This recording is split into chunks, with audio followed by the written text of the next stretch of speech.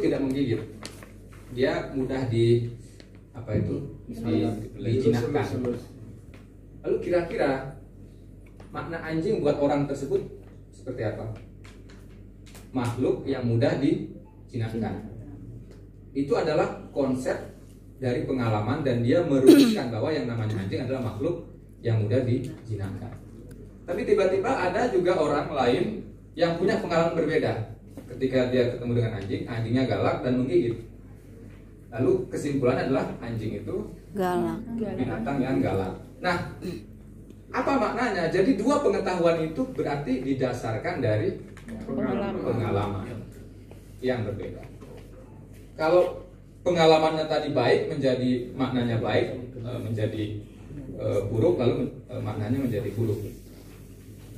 Nah, kira-kira itu. Nah, pengetahuan itu diperoleh dari dari pengalaman-pengalaman. Afan.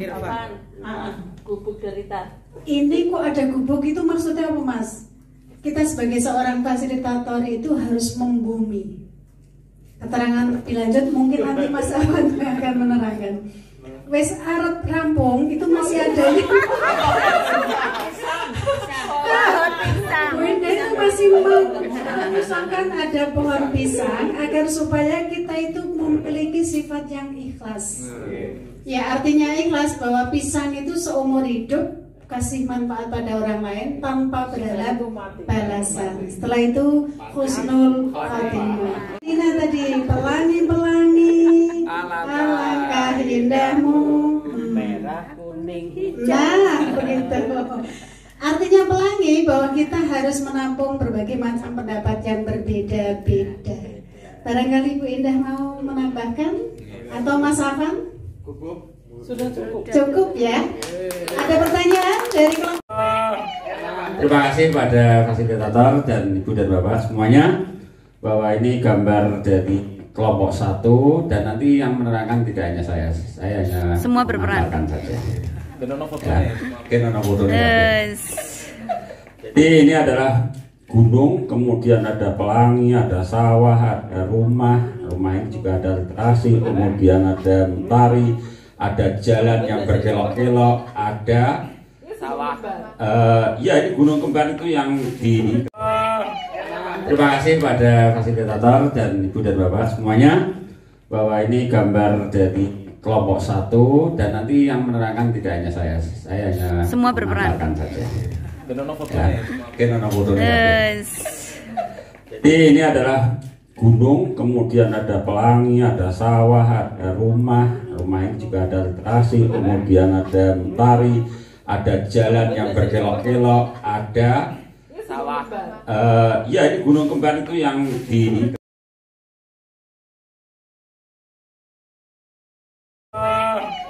Terima kasih pada fasilitator dan Ibu dan Bapak semuanya, bahwa ini gambar dari kelompok 1, dan nanti yang menerangkan tidak hanya saya hanya Semua berperan saja.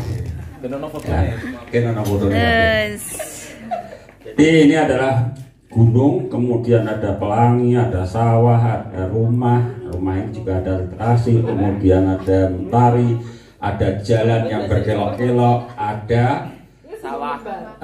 Ya, ini gunung kembar itu yang di. Terima kasih Bapak Ibu. Pak gurunya belum. Belumnya Sudah di sana. Teman-teman juga tadi saya memberi titik-titik ini, artinya supaya Bapak Ibu fokus. Sebetulnya mau tak gambar di sini adalah gini, bagus itu, karena saya dulu kalau menggambar yang jajarnya begini. Iya, betul. Mataharinya di situ. Terus ini ada apanya lagi gitu. Iya. Tapi cukup satu aja. Jadi diharapkan kalau kita semua, gunung itu berarti kan kekuatan, kokoh, kemudian beku, semangat, dan tegar, dan melambangkan kita sebagai seorang fasilitator. Walaupun kita capek, walaupun kita ngantuk, Mana-mana fokus lagi, kemana-mana fokus begitu ya. Terus ya Pak, silakan. Ini gunung sudah, titiknya sudah. Terima kasih.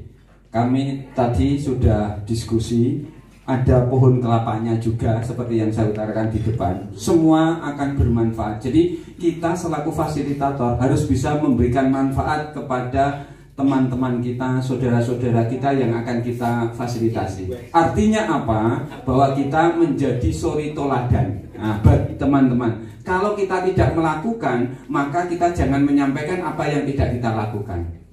Jadi intinya adalah keteladanan. Boleh tepuk tangan. Terima kasih. Kemanfaatan nilainya ya dari ya filosofi ya. Tuhan menciptakan segala simbol-simbol ini ternyata tidak ada yang tidak bermakna ya. Bisa dimaknakan semua. Jadi kita saya mau pilih apa ini? Jadi banyak jalan sebetulnya untuk mencapai sesuatu itu, banyak jalan menuju Roma. Jadi tidak ada satu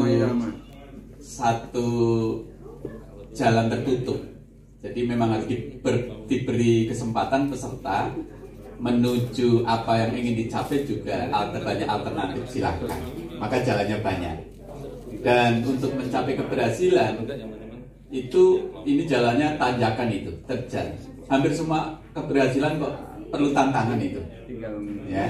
Jadi tinggal bagaimana mencapai itu dengan tidak menyerah. Itu. Tadi ada capek, ada ngantuk. Gitu. Jadi saya senang ini banyak jalan menuju ke suatu titik. Begitu aja. Terima kasih. Tepuk tangan. Saya menggambarkan pengalaman saya ini. Ini saya pernah di lautan sendirian dan daratan itu tidak kelihatan, dan ini benar-benar saya alami. Bapak Ibu ketika di laut tentu ada banyak sekali, kadang yang datang angin besar, kadang hujan badai dan seterusnya. Dan ini tadi gambar orang ya. Jadi nanti kita sebagai fasilitator itu kita akan menghadapi banyak orang dari beragam umur usia ya, dari dari yang muda, anak-anak nantinya tentunya, kemudian guru, orang tua, masyarakat, keberagaman itu. Nah itu nanti yang kita hadapi. Kemudian di sini juga nyambung dengan pelatih bahwa keberagaman yang kita hadapi itu ya macam-macam gitu, dari latar belakang itu. Kalau misalnya dari sisi audiens nanti kita dengan guru, bapak kepala sekolah, bapak ibu kepala sekolah, saya yakin punya pengalaman yang berbeda-beda, sehingga nanti kita juga ketika sebagai fasilitator ya harus bisa menyikapi itu gitu. Sampai jongkok loh.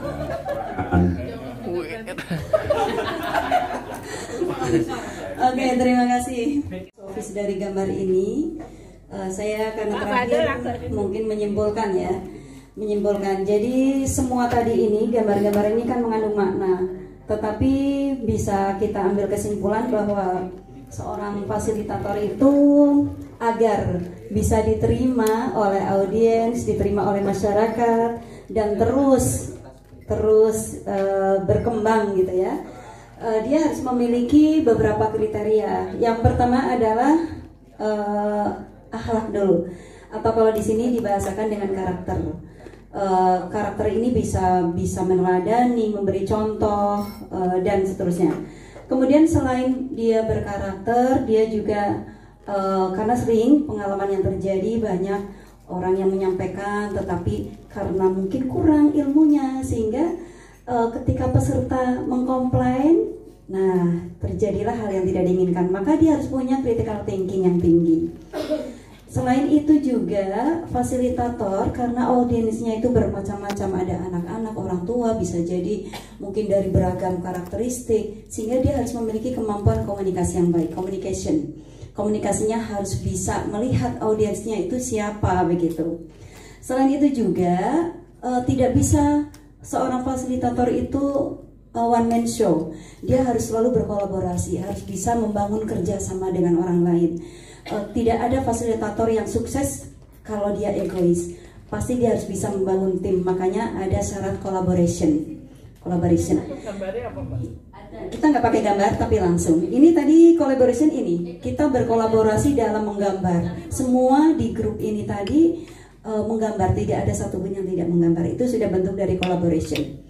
Kemudian agar kita kemampuannya itu selalu berkembang, kita harus membangun literasi. Makanya di sini ada syarat literasi, dan di sini digambarkan paling tidak kita punya sumber literasi. Kalau di sini gambarnya sih secara fisik seperti ini ya, ini hanya untuk menggambarkan saja.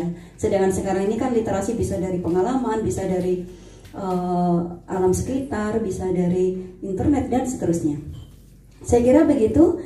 Jadi ketika semua ini tadi pelangi kan sudah ya, semuanya sudah. Yang belum mana tadi? Oh ya, sawah ini juga penting sekali karena tidak mungkin fasilitator itu tidak ditopang dengan, paling tidak kalau kita ingat teori Abraham Maslow ya, ini kebutuhan juga, walaupun nggak dasar ya bagi orang tertentu, ini bukan dasar tapi penting, karena kalau tidak ada sumber pangan kita nggak bisa berdiri, nggak kuat, akan lemah. Saya kira begitu. Terima kasih teman-teman yang sudah berkontribusi semuanya. Dari kelompok 1, wassalamualaikum warahmatullahi wabarakatuh. Waalaikumsalam warahmatullahi Mohon wabarakatuh. nanti bisa dirangkum sendiri, kemudian bisa dikembangkan ke